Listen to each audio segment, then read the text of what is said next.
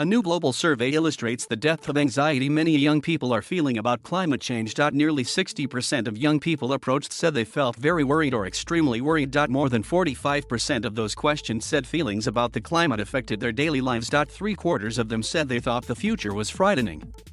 Over half say they think humanity is doomed.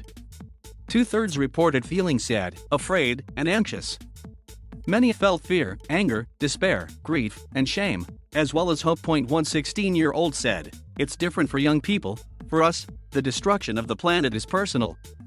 The survey across 10 countries was led by Bath University in collaboration with 5 universities. It's funded by the Campaign and Research Group of Oz. It claims to be the biggest of its kind, with responses from 10,000 people aged between 16 and 25. Many of those questioned perceive that they have no future, that humanity is doomed, and that governments are failing to respond adequately. Many feel betrayed, ignored and abandoned by politicians and adults. The authors say the young are confused by government's failure to act. They say environmental fears are profoundly affecting huge numbers of young people. Chronic stress over climate change, they maintain, is increasing the risk of mental and physical problems. And if severe weather events worsen, mental health impacts will follow. The report says young people are especially affected by climate fears because they are developing psychologically, socially, and physically. We're not just measuring how they feel, but what they think. 4 out of 10 are hesitant to have children. Governments need to listen to the science and not pathologize young people who feel anxious. The authors of the report, to be published in the journal Lancet Planetary Health, say levels of anxiety appear to be greatest in nations where government climate policies are considered weakest.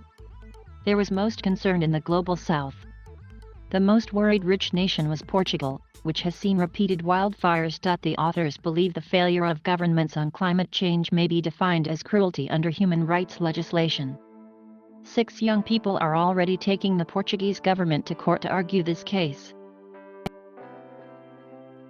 The survey was carried out by the data analytics firm Cantor in the UK, Finland, France, the US, Australia, Portugal, Brazil, India, the Philippines and Nigeria. It's under peer review on open access. Young people were asked their views on the following statements. The researchers said they were moved by the scale of distress. One young person said, "I don't want to die, but I don't want to live in a world that doesn't care for children and animals." Follow Roger on Twitter @Raraban. Thank you for watching. Please subscribe.